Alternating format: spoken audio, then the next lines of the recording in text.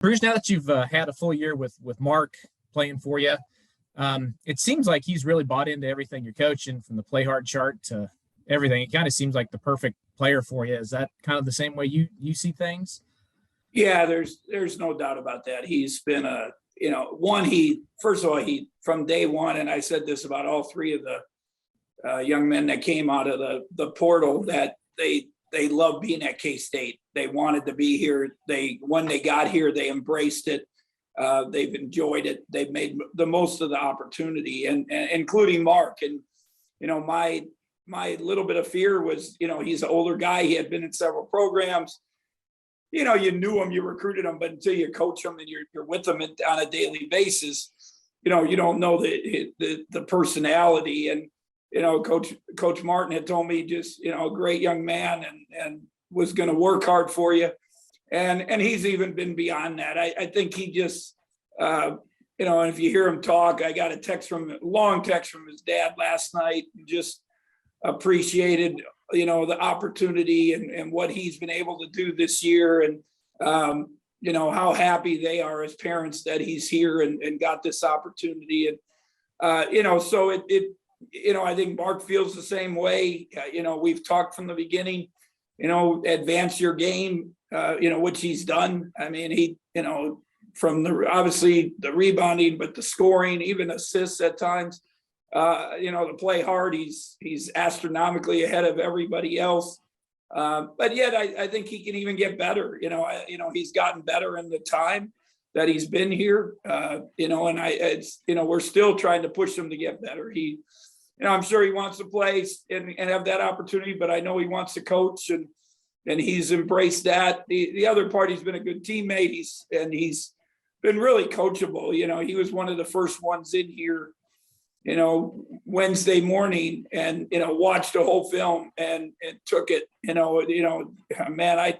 and he feels bad that he didn't play well. And that, that's, it's big time. It's been fun. You wish you had another year with him. But I told his dad and his mom, we just, hope and pray he's been consistent. Hope he has a great finish to the season. And so it's he has, fond memories of being here.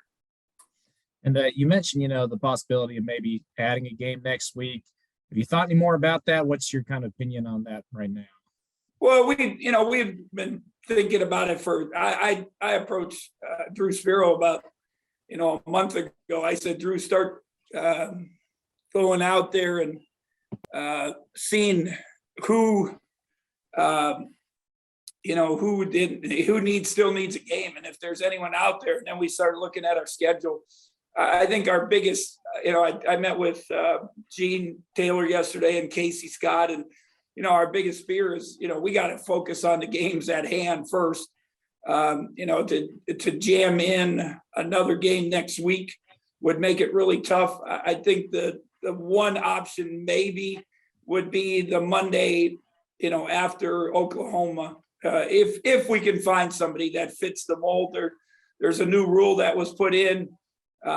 We thought maybe we could get somebody after their tournament, and that maybe they were going to play in the CBI or play in some event, and they'd want a game. So maybe we could get somebody, because a lot of the tournaments are starting next weekend, but they put a new rule in September, and I didn't even know it was there, that you can't play a regular season game after your postseason tournament. So that puts another, wrench into our plan. So we'll see. We still are pursuing it. Right now the main focus is obviously getting ready for Iowa State and trying to win that game.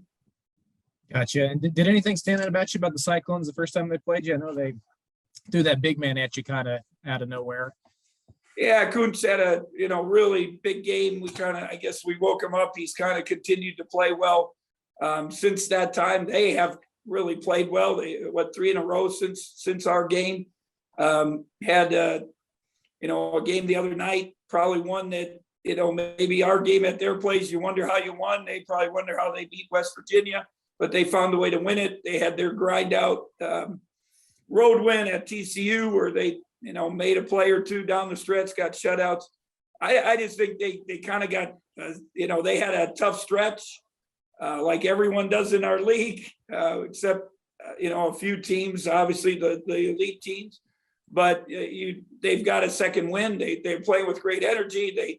Rockington, it's amazing how consistent he's been, in making those shots. But I think the other, probably beside their energy and their defense and how hard they play, a couple of the other guys have stepped up, Kauscher and Kuntz, and, those guys have stepped up and made some shots where when they were having their struggles, they were really struggling scoring. And now they're scoring the ball at a much better clip. I saw their Oklahoma game the couple games ago. They set a record or something for 3-point percentage or field goal percentage, something like that. So they've shot the ball really well, and they're playing with a lot of confidence, and we're going to have to match that. I appreciate it, Bruce. Good luck this weekend. Yeah, thank you. Next question to D. Scott. Yeah, my question was answered. Thank you. Next question to Wyatt. Good morning, Coach. My question concerns Brockington and maybe just your theory on why he has had so much success. I know he's a really good mid-range shooter. Why is it freedom that they've given him? Is it just a different style and programs? How do you see that? And are you surprised that there aren't more guys that are in that mid-range with the success that he's had in college basketball?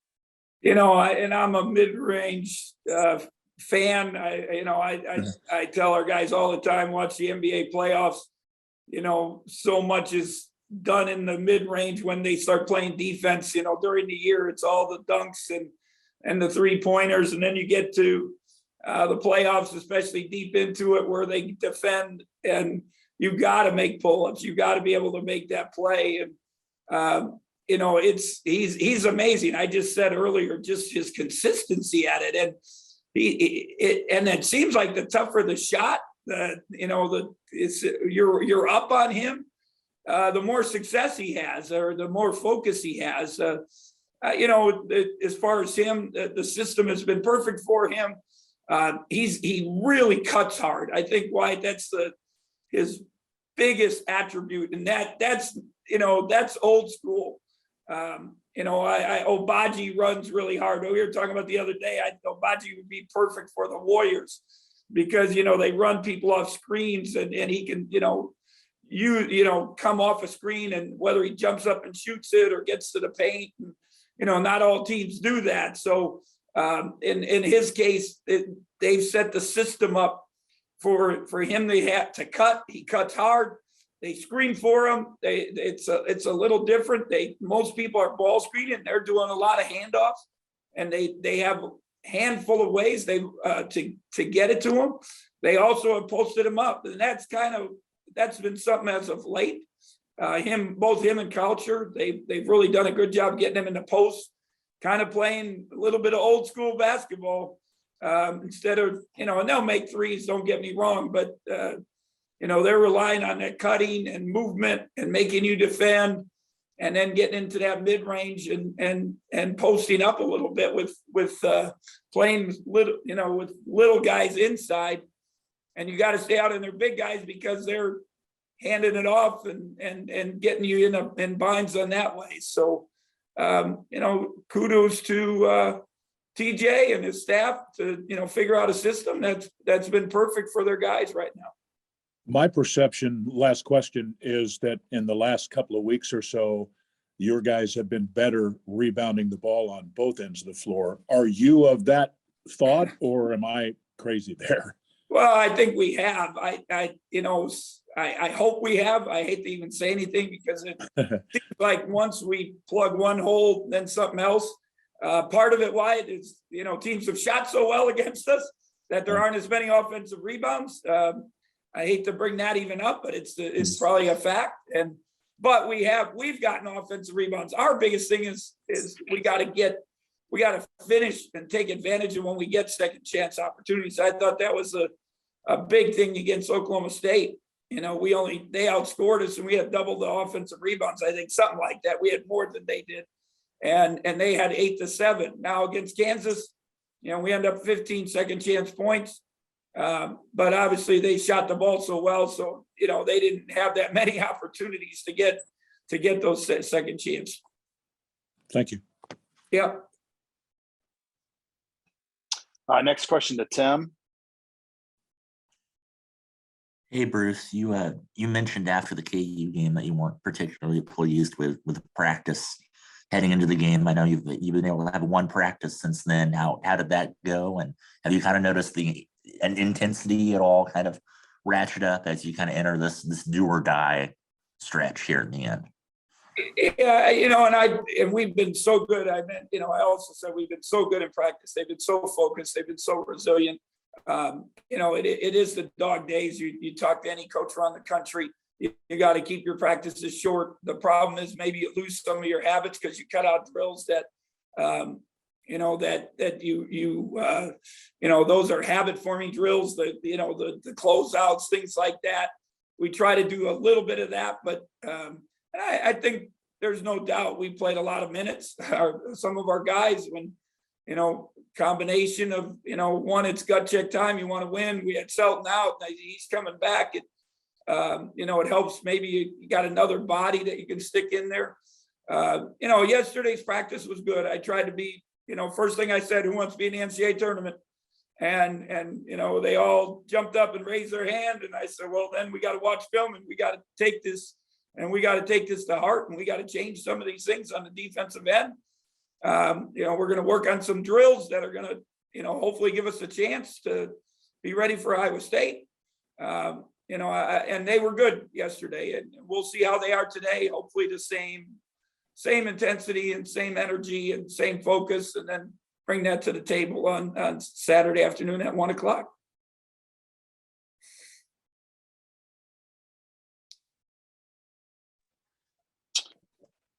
Go ahead, Grant. Hey, Coach. I know Nigel took a shot to the hip during that Kansas game. I'm wondering how's he coming along after that? Well, we tried to keep him out of contact drills yesterday. He did practice. He's been with Luke Wednesday, I think 3 times. Yesterday, 3 times. It's a bad bruise on his thigh. We still got another 36 hours or so continued therapy. Hopefully it'll loosen up. We'll get him involved in a little live stuff today. That's my hope or plan. We'll have to see what Luke says. So yesterday's practice, we were down that body, and then Luke caught the flu a little bit, and so he couldn't go either. So best laid plans of, having a really good practice with a lot of bodies did not happen. But, hopefully Nigel, I know he'll be out there. I just hope he would have kept playing on Tuesday night. We just didn't want to take a chance. We obviously we need him for this weekend. And once you got down, in the double digits and they were just cooking, and we just felt it was better to get him out and make sure we have him at least as healthy as possible on Saturday.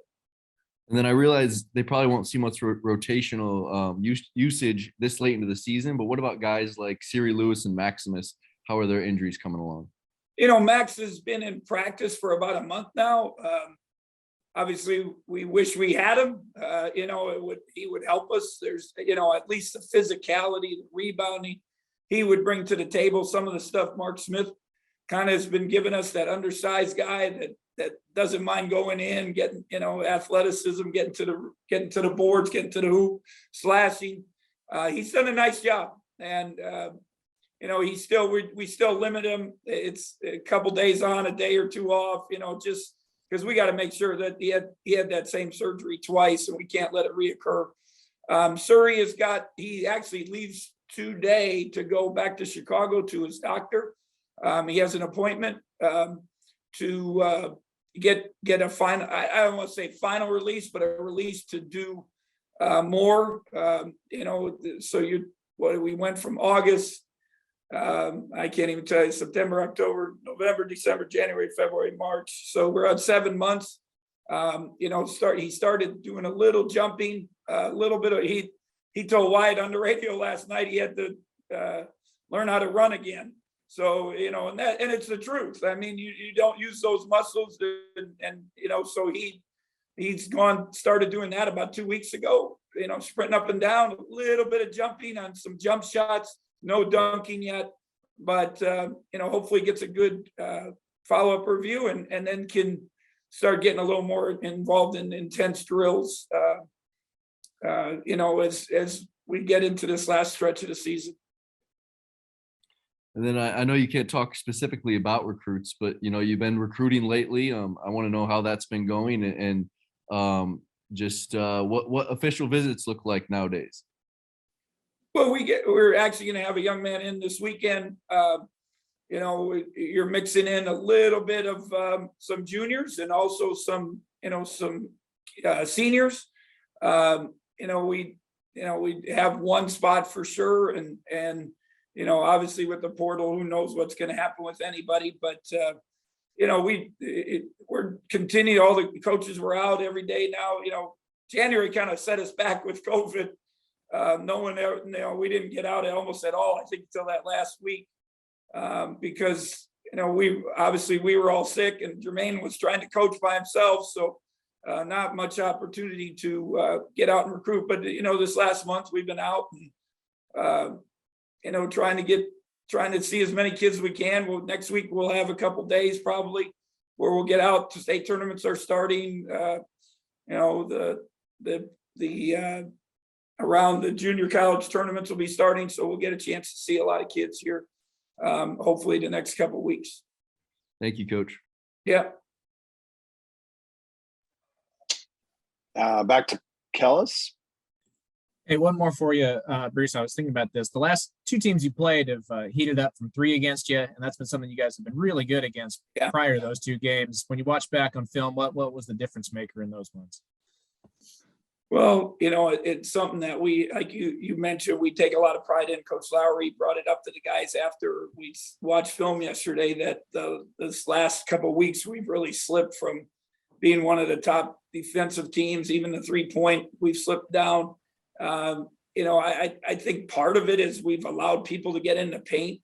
And then once they get in the paint, that's the easy threes, the kick out threes, where you're squared up. So I think they're breaking our line of defense. I think that's the biggest thing.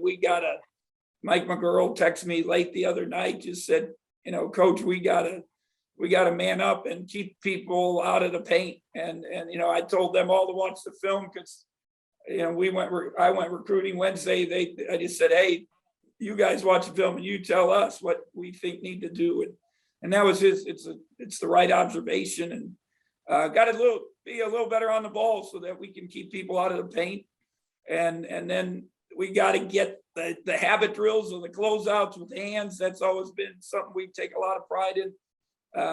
You don't have as much practice time. Maybe they'll slip a little bit. So, they watched it yesterday. They watched it on their own. Hopefully they can make that adjustment and, we do a better job against them on Saturday and moving forward.